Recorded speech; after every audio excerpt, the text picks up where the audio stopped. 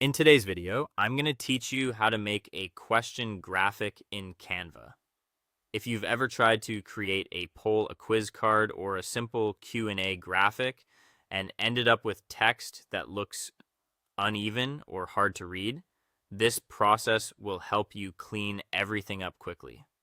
Canva makes it easy to build a polished layout, and in this walkthrough, we'll focus on getting your question graphic looking clear, balanced, and professional. To get started, open Canva and load the design project you want to work on. This could be a presentation, a social media post, or any other layout where you want the question graphic to appear.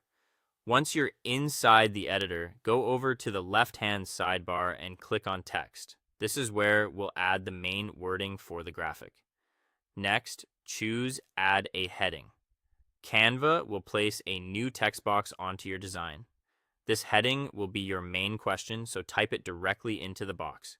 Keep the wording clear and easy to understand. Starting with words like what, how, or which can help make the question feel direct and engaging, and finishing with a question mark gives it a clean, finished look. After that, let's make the question stand out more by giving it a backdrop. Go back to the left sidebar and click on Elements. In the Shape section, choose either a rounded rectangle or a square. Place that shape behind your question text, then resize it so it frames the text nicely.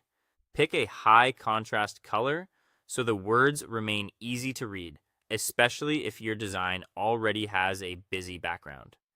Now it's time to add your answer choices or response fields. Return to the text menu and click Add a Body Text Box. Place these text boxes underneath the main question.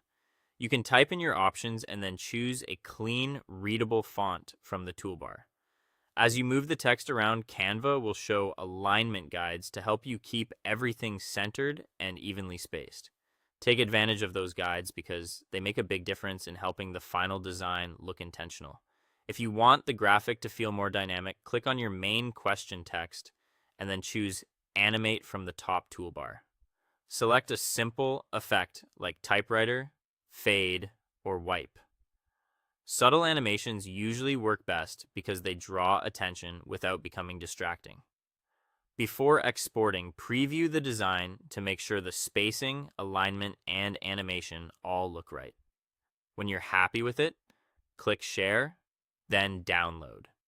Choose PNG if you want a static image, or MP4 if you included animation. Then click Download to save your finished question graphic. That's all for this tutorial. Thanks for watching, and I'll see you in the next one.